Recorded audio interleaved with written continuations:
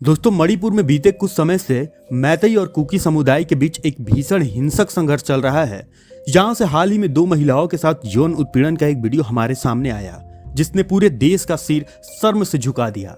इस वीडियो ने हमारे प्रधानमंत्री नरेंद्र मोदी को व्यथित कर दिया और उन्होंने इस घटना को 140 करोड़ भारतवासियों को शर्मसार करने वाला बताया। साथ ही यह भी आश्वस्त किया कि इस घटना के आरोपियों को किसी भी सूरत में बख्शा नहीं जाएगा। आज एक जग जाहिर तथ्य है कि प्रधानमंत्री मोदी की अगुवाई में मणिपुर, असम से लेकर त्रिपुरा जैसे पूर्वोत्तर क्षेत्र के सभी राज्यों ने विकास, शांति और समृद्धि के नए आयामों को हासिल किया है। प्रधानमंत्री मोदी ने केंद्रीय सत्ता में आते ही एक्ट ईस्ट नीति को हमारे सामने लाया, जिसके माध्यम से उनका प्रयास भारत प्रशांत क्षेत्र के देशों के साथ बेहतर राजनीतिक, आर्थिक, सांस्कृतिक और रणनीतिक संबंधों को विकसित करना है। उनके इस प्रयास से कभी शेष भारत से बिल्कुल कटा हुआ महसूस करने वाले पूर्वोत्तर के राज्य आज हमारे विकास के प्रवेश द्वार और अष्टलक्ष्मी के रूप में अपनी एक विशेष पहचान स्थापित कर चुके हैं। लेकिन दोस्तों, मणिपुर हिंसा जैसी घटनाओं से पूर्वोत्तर क्षेत्र में आर्थिक, सामाजिक, शैक्षिक और सांस्कृतिक विकास को लेकर हो रहे सभी प्रयासों पर निश्चित रूप से बेहद नकारात्मक असर पड़ेगा और ऐसी घटनाएं दोबारा ना हो, हमें यह सुनिश्चित करना होगा। हालांकि इतने संवेदनशील मुद्दे को लेकर कांग्रेस समेत सभी विपक्षी दलों ने जिस प्रकार का रवैया दिखाया है, वह वास्तव में बेहद दुखद और खतरनाक है।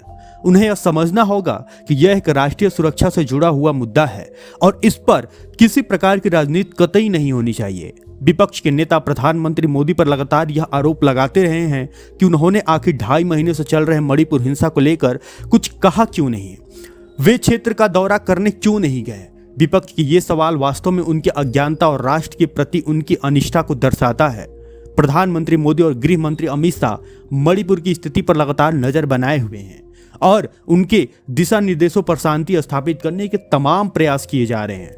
और सवाल जहां तक प्रधानमंत्री मोदी की चुप्पी का है, तो आलोचक जरा स्वयं सोचो कि ऐसे समय में जब भारत G20 की अध्यक्षता कर रहा है और हमारे सामने कई महत्वपूर्ण अंतर्राष्ट्रीय समझौते हैं, तो ऐसे में प्रधानमंत्री मोदी के एक बयान से भारत को लेकर दुनिया में क्या संदेश जाएगा।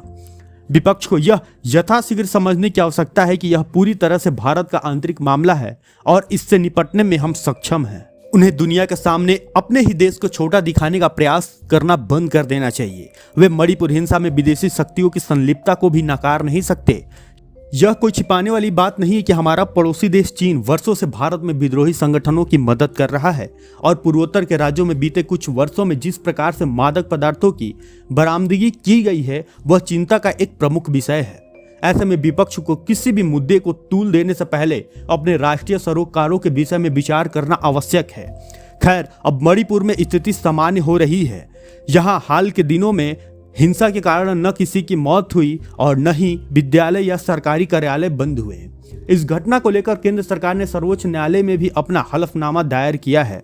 इस हलफनामे के अनुसार मणिपुर राज्य सरकार द्वारा इस मामले को केंद्रीय जांच ब्यूरो को सौंपने के बाद आगे की कार्रवाई बेहद तेजी के साथ आगे बढ़ रही है।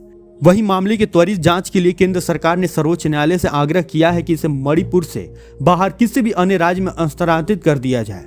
इस हिंसा को लेकर अब तक लगभग 14,000 लोगों की गिरफ्तारी हो चुकी है और राज्य के सुरक्षा व्यवस्था को चौकस करने, मध्यस्थता और राजनीतिक बीच बचाव के मामले में केंद्र सरकार अपनी भूमिकाओं को भली भांति निभा रही है। गौरतलब है कि मणिपुर में अभी तक राज्य पुलिस के अलावा केंद्रीय अर्धसैनिक बलों की 124 अतिरिक्त कंपनियां और आर्मी असम राइफल्स की 185 टुकड़ियां भी तैनात है। जहां सुरक्षा सलाहकार कुलदीप सिंह की अगुवाई में अलग अलग सुरक्षा बलों के एक एकीकृत कमांड का गठन किया गया है। वहीं अब मणिपुर सरकार ने केंद्रीय गृह मंत्रालय के आदेश पर राज्य में म्यांमार से आए लोगों को बायोमेट्रिक डेटा लेना फिर शुरू कर दिया है। इसका उद्देश्य मणिपुर में अवैध रूप से रह रहे म्यांमार के नागरिकों की पहचान करना है। बहरहाल, यदि हम बीते 9 वर्षों के आंकड़े की देखें तो पूर्वोत्तर भारत में राह भट्ट के 8,000 से भी अधिक युवाओं ने आत्मसमर्पण किया है। इस वजह से यहाँ उग्रवाद संबंधित घटनाओं में 76% से भी अधिक कमी आई है। ये परिणाम निश्चित रूप से मोदी शाह की अगुवाई में NLFT समझौता 2019, ब्रू व बोडो समझौता 2020, कार्बी समझौता 2021 और 2022 के भारत सरकार, असम सरकार और BSF, ACAM, ACMA, AANLA, PPF, STF, AANLA, BCF, ACAM जैसे 8 आदिवासी समुदायों के प्रतिनिधियों के बीच हुए ऐतिहासिक त्रिपक्षीय समझौते से आए हैं। ऐसे में मणिपुर में आज भले ही परिस्थितियां प्रतिकूल हो, लेकिन हमें बिना परेशान हुए, बिना व्यथित हुए प्रधानमंत्री मोदी पर अपने विश्वास को कायम रखना होगा। वे अवश्य इस मुश्किल समस्या का कोई न कोई अस्थायी समाधान ढूंढ लेंगे।